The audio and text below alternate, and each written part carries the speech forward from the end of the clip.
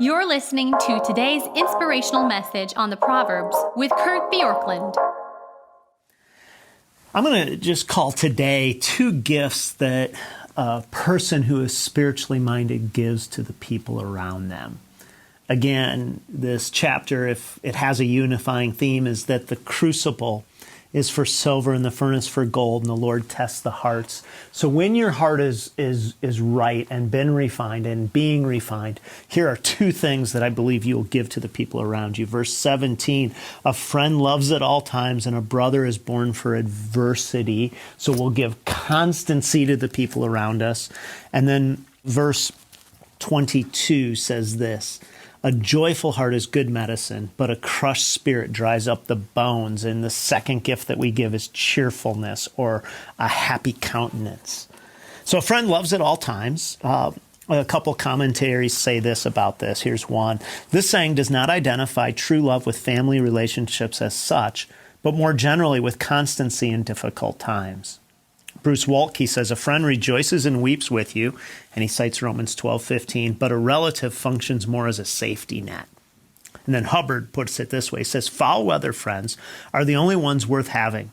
More important to the point of the proverb, they are the only ones worth being. The text is not about gaining a stalwart friend, it's about being one. And so this isn't really a statement of contrast. It's an addition that a friend is always around. Constancy is there, and they love. And your brothers and family are there to help you in adversity. They're your safety net. And so what kind of friend, what kind of constancy do you bring into your relationships? And then secondly, this joyful heart is good medicine. Again, Bruce Waltke says the difference between exhilaration and depression depends more on a person's spiritual resources than their circumstances. And he cites Acts 16:25. And a crushed spirit, which is contrasted here with this joyfulness, is really that when our outlook on life is saying that we don't have a desire for the things that life has, and we don't find joy or passion in the things that we do. And so the idea here is, again, that the person who has a joyful heart brings good to the people all around that person. And so the point here, again, throughout this entire proverb is that when we are being refined by God, there are things that become true about us.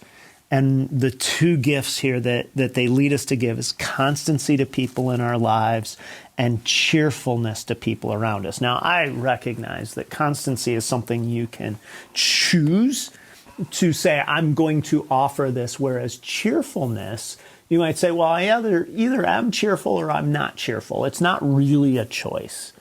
When I first came to Pittsburgh, somebody gave me a little smiley face wooden thing, and it's the kind of thing that if you can turn it upside down and it's frowny, turn it right side up and it's smiley, and I guess you could say that either way.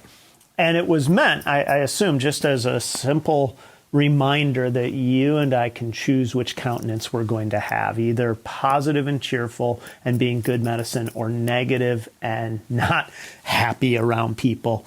And I've kept that on my desk in my church study for all these years, because it's such a good reminder to me that I can choose which way I'm going to approach life.